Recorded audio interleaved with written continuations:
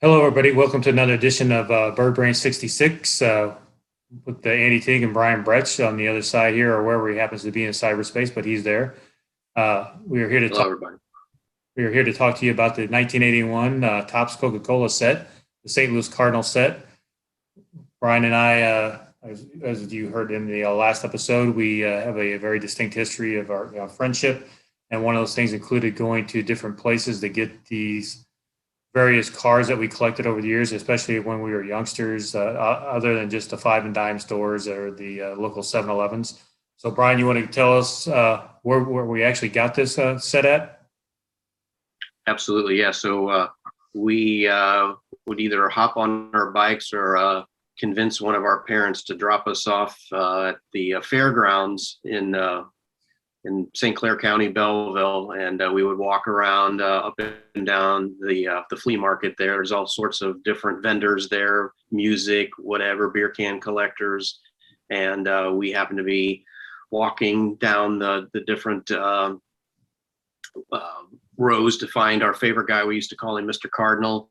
And you and I laid eyes on this Coca-Cola set, and don't remember how much we paid for it, maybe 50 cents, maybe a buck, but it was just a unique 11 card set that has the Coca-Cola logo on up in either the right-hand corner or the left-hand corner. And then it's got the really cool Cardinal logo, the Cardinals on the ball cap in the lower corner. So anyway, yep, just we probably rode our bikes up there and came home with a brown bag full of a bunch of cards. But this was something that neither one of us had ever seen before, and it was definitely something that we both purchased that day. Anything stand out in this collection to you, Andy? What makes this one of your favorites? Well, one of the things I noticed when we first looked at these cards when we were kids is you can see I got the Darryl Porter there. Came over from the Kansas City Royals that year. And since Brian and I were in the habit of opening a lot of packs and getting a lot of boxes of cards back in the day because they were very cheap, compared to what they are now, we would open all these cards up. And I noticed the Porter card looked familiar because the same photo was on this card when he was with the Kansas City Royals. So when we looked at that card, it looked like he had a dirty ball cap on, like there was some pine tar foreign substance on the card, but it was actually an airbrush card. And there was actually three other players besides Darryl that had their cards done in that fashion. It was Suter, Sorensen, and Sixto Loscano. So just thought that was very unique that they paid people to actually sit there and airbrush these particular cards. And I will let Brian discuss one of his favorites out of this collection. Yeah, I've always been, I followed him a lot. This is the Sixto Loscano card. And as you can see, Andy and I are pros at this. As I move this card around, there's a little bit of a glare. Sorry about that. And then I get it half off screen. But no, this is the card with the dirty ball cap. I love that, how Andy describes that way before there was the opportunity to have Photoshop. But the Loscano card, I know that he struggled trying to find a spot in the outfield. And basically, he was a part of two very, very great trades. And the second trade he was involved in, brought Ozzie Smith to the team, and all stuff that we will talk about in the future. But the Loscano card, again, was a big fan of his when he played for the Brewers, and just was so excited when he came in the first trade to the Cardinals. Sad to see him go, but he was a part of the deal that got us the Wizard and the Hall of Famer, and pretty much solidified the defense for those great teams in the 80s. Andy, I know that outside of the dirty ball caps, there's a couple of cards in there, and I don't want to steal your thunder. What's one or two of your favorites from this set? Well, obviously, speaking of defense, we're going to go with Keith Hernandez first there because great defensive first baseman for the Cardinals for many years. Always loved him as a player, and it was sad to see him go when he left the team, but that was one of my favorites. And another one of my favorites, and I know your favorites as well, is Mr. Bob Force, great Cardinal pitcher. Was with the team a lot of years as well. Just looking at those particular photos, you got a lot of stage photos, and then you also have the action photos there too. And I know that you have another particular favorite of one of our great outfielders during that time period. You want to speak to him? Yeah, well, here's the other great one of our good buddy Silent George, and I'll let you talk about that in just a second, Andy. But I like this card a lot, just George has got a big old smile on his face. And that to me says a lot about that particular moment in time because of George's issues. And I know that, Andy, you like to talk a little bit about George and another guy who was kind of silent in the 70s, our great left-handed pitcher. But tell the story behind old George Hendrick and his nickname. Well, I know that back in the day, before he got to the Cardinals, he had some issues with media sources in particular city, and George decided not to ever, grant interviews, or whether that press or, not, I shouldn't say press, but print or otherwise, or regular media interviews on TV. So he came up with a nickname, Silent George, for him. But it's great to see him because he always had a big smile on his face when he's out there playing the outfield for the Cardinals, whether you saw him on TV or in person. So yeah, loved watching him play.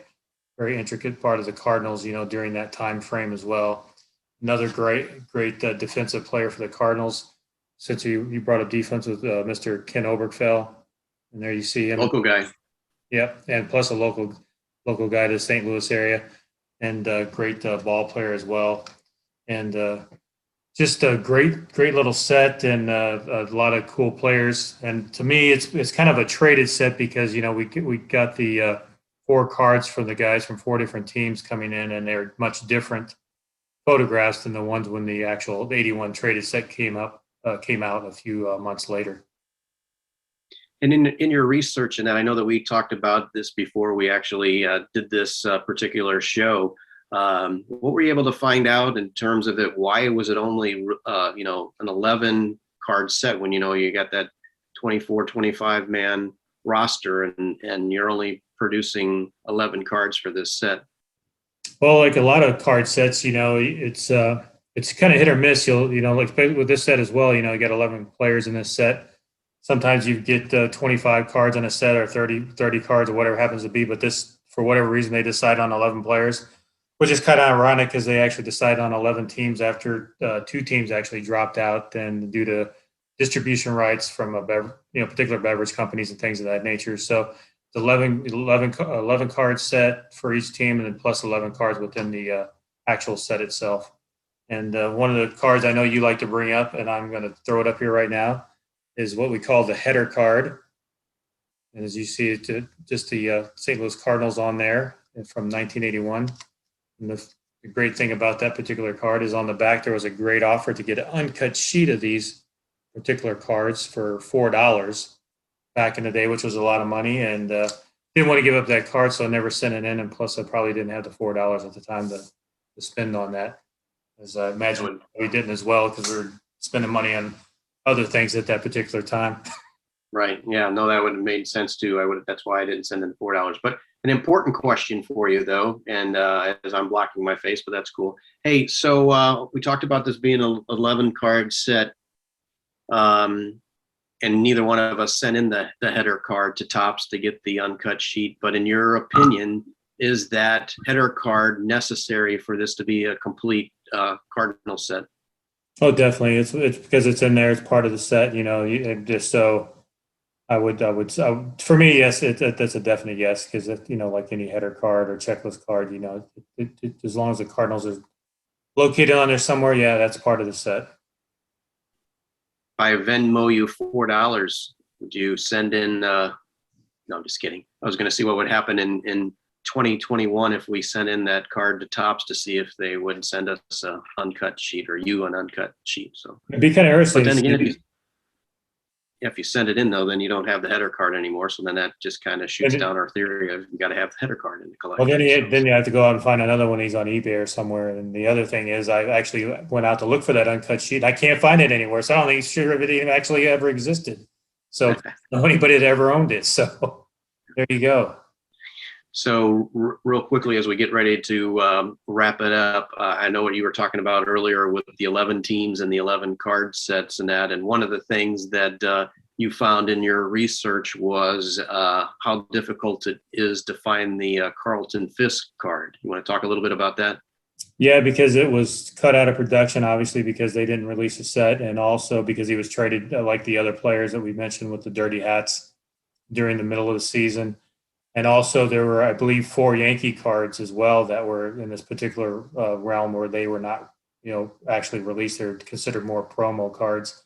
So very difficult to find. And if you have them in your collection, lucky to have them. And if you try to go out there and find them somewhere, it's going to cost you a pretty penny. But yeah, those cards are still, those cards are actually out there, but, and I have seen them, but obviously since Cardinal fan, don't need them and they're not in my collection. And last but not least, any surprise in here? I mean, one for me that's not in this set. Again, we talked about this a little bit earlier because Whitey Herzog was doing all the wheeling and dealing back then as both the manager and the general manager. I was surprised not to see Joaquin Andujar, someone like of his stature in this particular set. So I know we were talking about no rhyme, no reason, but maybe for the Cardinals, the reason was there was so much movement going on. It was hard to figure out who in the heck was going to be in a Cardinal uniform because Whitey was doing so much trading. It is interesting because he's actually in the traded set, but he didn't wind up in this set. So it's kind of makes you wonder, was it due to the particular production cutoff or whatever, the timing of the trade or whatever happened? Who knows whatever happened to want the rhyme or reason, for it. But yeah, kind of surprising not to see him in there as well. He's very exciting player to watch too back in the day. Every time he took the mound, love watching him pitch. Yep, definitely. All righty. Well, as we get ready to wrap up this edition, we're just excited that you all were able to join myself and Andy Teague today for Bird Brain 66. This is something that we hope really takes off. You can visit us on our Facebook page to learn about the random Cardinal card of the day. Sometimes it's just a photo of a card. Sometimes it's either Andy or I talking about our particular memories of that card, why we have it in our collection. And so you can check us out on Twitter at BirdBrain66, or you can check us out on our Facebook page, BirdBrain66, or you can come watch our videos on our YouTube page. So with that, I'm Brian Bretsch. He's Andy Teague. And we may get some things right, some things wrong, but we're here just to have fun and get people interested in collecting, just like we've been doing it for years. And the best thing is the most important thing is just enjoy it. That's the biggest thing. Actually enjoy, don't look at it as a profit making thing. Just do it for fun, because that's what it's all about. Absolutely. All right. Take care, everybody. Later.